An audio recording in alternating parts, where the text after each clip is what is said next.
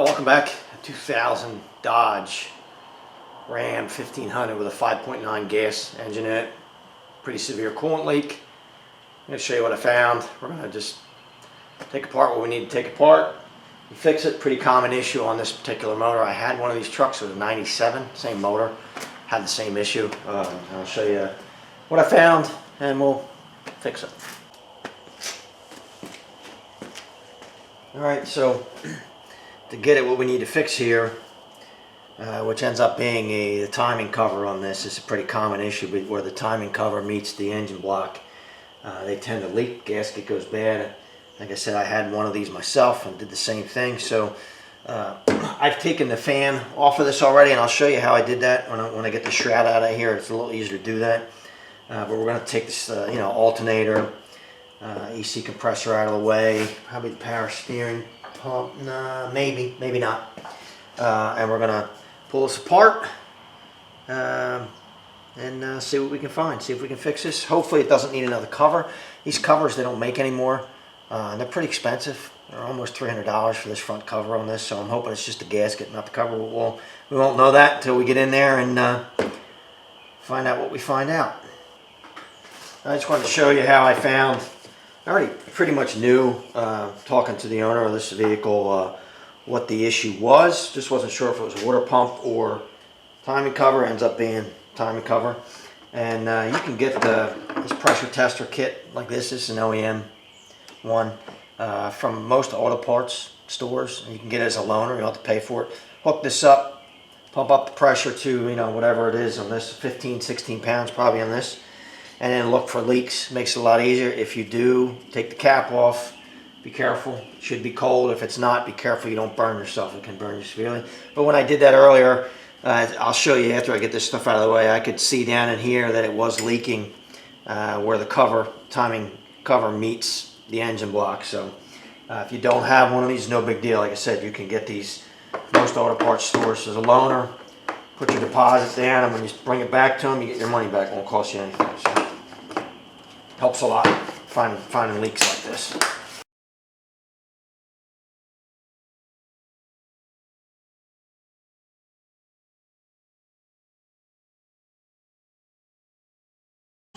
I've already removed this overflow catch bottle here.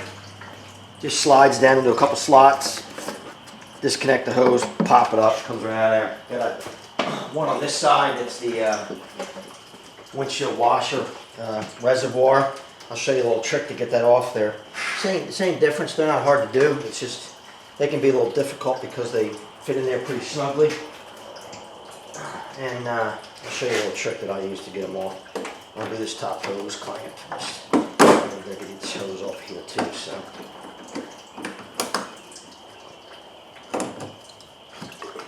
Get that out of the way. Don't need that leaking all over. So this here, I'll show you after I get it off here. It's easier to show you. Long screwdriver. It does have an electrical connector. You get the brake loose. It should just pick up. I don't think there's anything holding it except it's. Yep. So you see these two little, right here, two little indents though.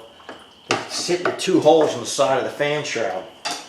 You stick a screwdriver and slide it in right beneath them. It kind of gives you a gap and makes it a lot easier to get that out.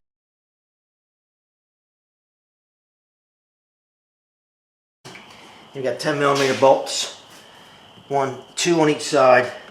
We're just going to undo those bolts.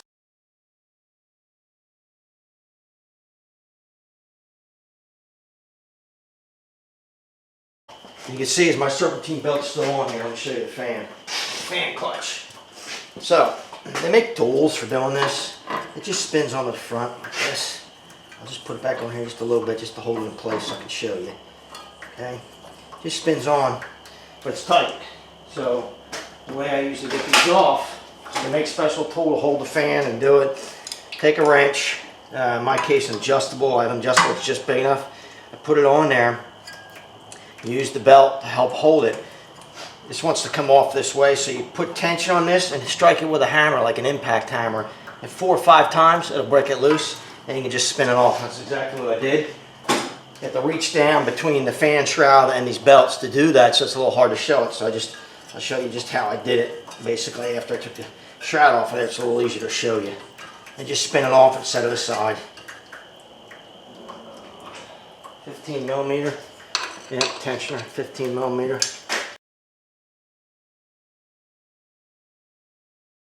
So now we just got to get all this junk off the top of the engine here. We'll probably have to remove this. We'll take the alternator off, undo the dipstick tube. We're going to unbolt the, I think there's 4 bolts for that crankshaft pulley. No, it doesn't look like in this one, it's one piece. So we're going to undo the crankshaft bolt, and we're going to take a gear puller and pull this balancer and pull it off there. It's one piece. I thought it was 2, but it's 1. We're going to undo the lower radiator hose off the water pump. We have to do that. We're going to give you a little more light in here. I don't know if that's going to help or not. But. Lower hose.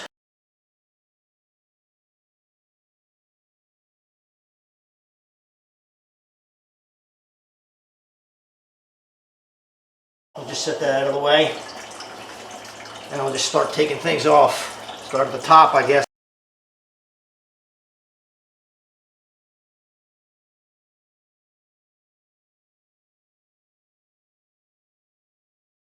Now, so this is 14, some of this is smaller. Generally, what I like to do when I take this stuff off is I'll take a piece of cardboard. If I can't put the bolt back in where it belongs, so you're going to take a lot of the, you're going to take this water pump and the front cover off. There's going to be a lot of bolts coming out of it. They'll be different lengths. They won't all be the same. So I just usually lay a piece of cardboard out, punch holes in it, stick them in where they belong, so there's no confusion when you go to put it back together of where things go.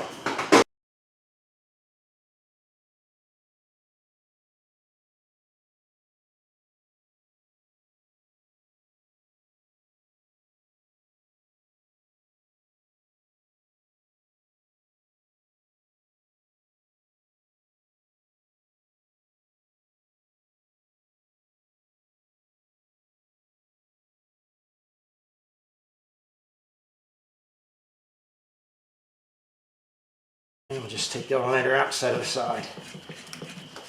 Put my bolts back where they go here. I took it out, so I don't have to remember.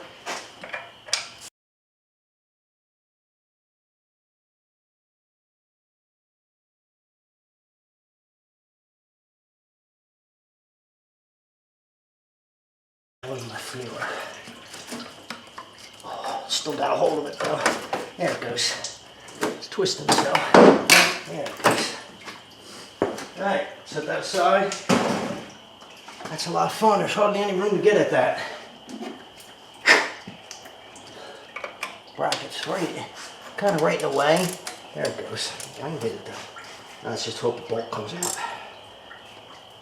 Oh boy. So when they get tight like this and you can feel them, just work them back and forth. Of course, loosen first. But work them back and forth and break them loose, so they don't snap off on you. Sometimes you got to just start breaking them loose and then kind of go the other direction, tighten them up a little bit, break that corrosion loose that's in there. Otherwise, you spend your time getting bolts out of things. Ask me how I know.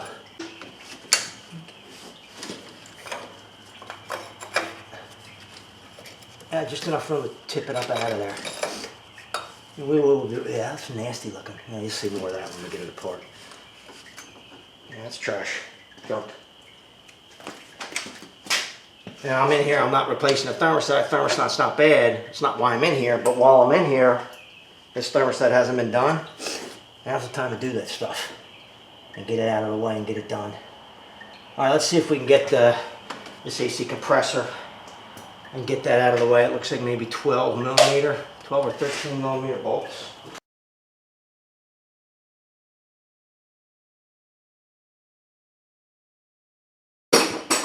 My battery is disconnected if I didn't say that. I think I did say that, but I'm not.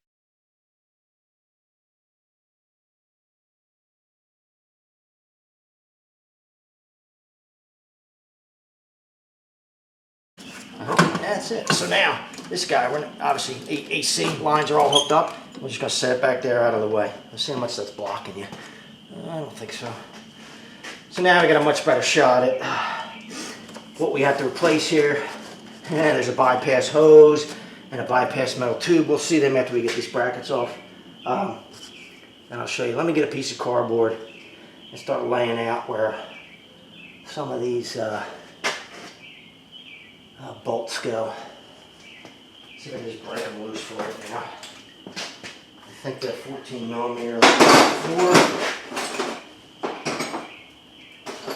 I'm going to put my 2 front bolts right back in here. My AC compressor. I don't have to look for them later. They're right there.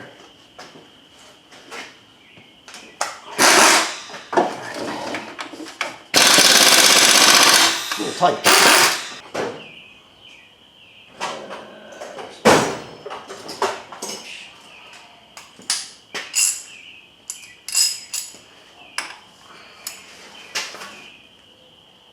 Oh boy, that's tight.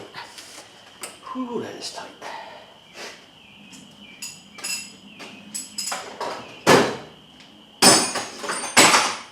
That is nothing but corrosion doing that. So we're going to work it back and forth. Don't break them off. I say that.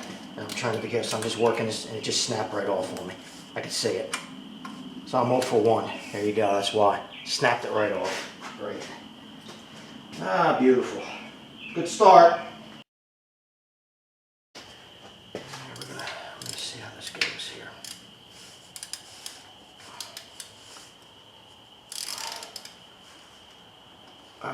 That's better. All right, I'm 1 for 2. Broke 1, got 1 loose.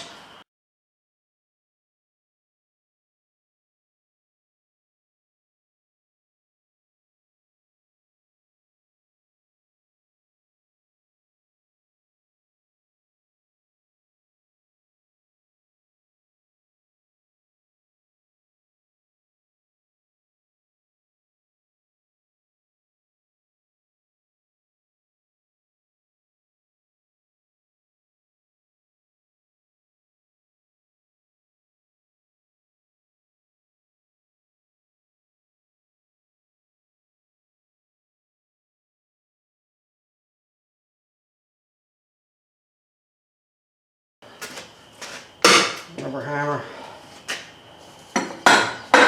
Yep, there it goes. Pretty much. So it's being held on by this upper hose. There it goes.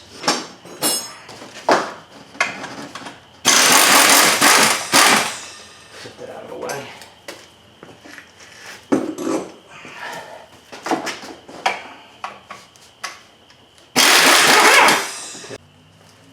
Alright, it's the next day now.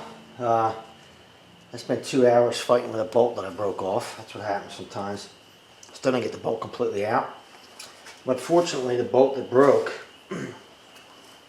doesn't go through the engine block, it goes into the timing cover. And I can move this bracket that it's stuck in, and the bolt, what's left of it that sticks out, you can't see that, but it doesn't turn. So I just can't get the bracket off. So there's nothing else holding the timing cover and the bracket onto the front of the engine up top. So I'm going to take them off together. I'm going to take both pieces off. I'll have to take this one corner intake bolt off because normally I could just pick this off. I can't. I have to pull it forward with the cover, and this is going to get blocked by this. So I'll just undo that bolt, take it out. I should be able to slide that all out together. But to do that, I'm going to have to remove the harmonic balancer crankshaft pulley first. So I'm going to do that. You need a different type of puller than just a regular, what I would say is a regular harmonic balance puller, which has bolts that thread into the balancer, because this doesn't have bolt holes. Thanks Chrysler, Dodge. A little bit of a pain, but you can get it as a loaner. I have it in there. I'll show you how it works after I get it out. It's just easier to show it to you when it's not in the car. I'll show you the box though. 27139. You can get this as a loaner. Most auto parts stores.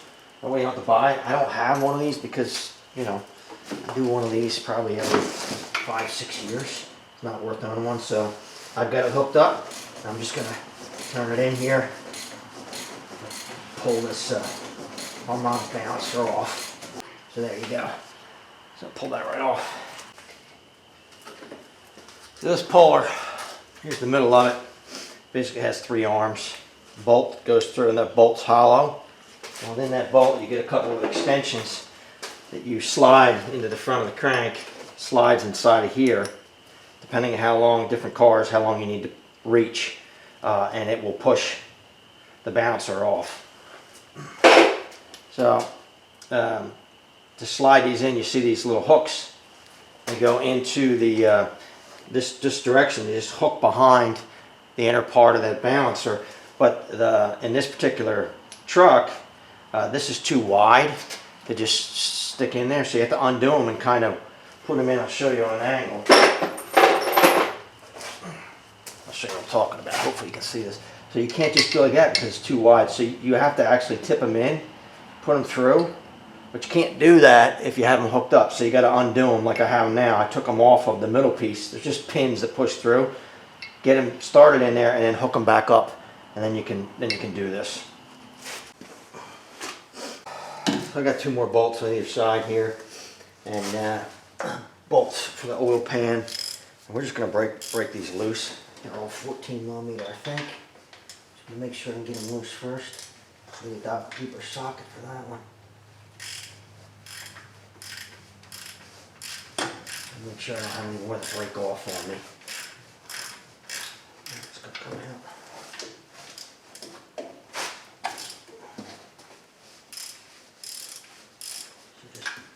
These are just nuts. So now I should be able to get this off of here. Lift it up. I gotta separate it from this seal here. I don't want to break it.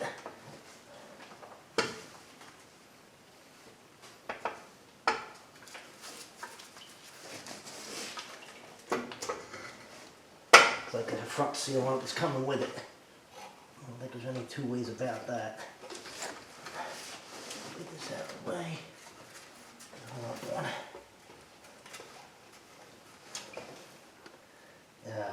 That's the gasket. Let go of that.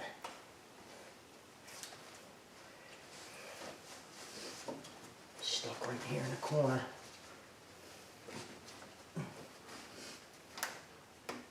Okay. Here's the front of that seal. Yeah. Well, we'll see if we have to drop the pan, but there it is. What you have to watch on these real closely is it's leaking up around this water passage here. Sometimes it'll eat that cover. It's actually, I'm going to look at it a little closer, but it actually looks pretty good. Sometimes it'll eat right through this narrow space here around the water passage. And then you have to replace the cover, but this looks good. So there you go. It's apart. I think this is a 2-wheel drive. I might be able to drop that pan without really doing any major work. If that's the case, then I might just drop the pan on this. And I have that gasket and replace the gasket. But, oh boy. A little worn, 200-some thousand miles. Think about that too. If they want to do a chain in this or not. That's it. Tomorrow, it's late right now. It's pretty late. It's been a long day. Tomorrow I'm going to clean and work on putting it back together. That'll be part 2. That's taking it apart. And honestly, it's not bad if you don't break a bolt. Break a bolt, lose a couple hours, which is what I did. Fortunately, I broke a bolt that wasn't, like I said before, didn't go into the engine block. It would have been a lot more hassle, a lot more of a pain to clean up. But since it was only into the front of the timing cover, that's a good thing.